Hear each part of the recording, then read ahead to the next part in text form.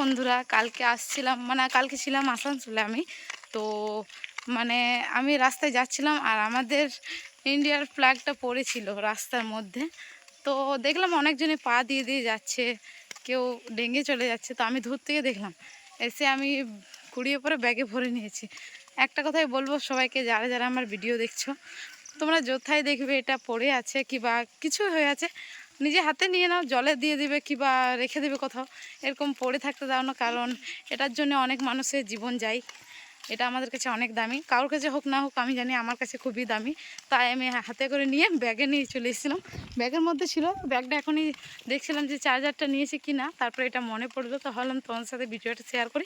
অনেকজনে পা দিয়ে দিয়ে যাচ্ছিলো, আমি তা দেখলাম দূর থেকে। তার মানে যে পরে কীভাবে দেখি, তো তার দেখছি এটা, তো কুড়িয়ে নিয়ে নিলাম। এটার জন্য অনেক মানুষের জীবন, মানে আমাদের ইন্ডিয়ান আর্মি খুব এটার জন্য জীবন দিয়ে দিচ্ছে। আর আমরা এটা যদি ভালো করে না রাখতে পারি তা কী পারলাম।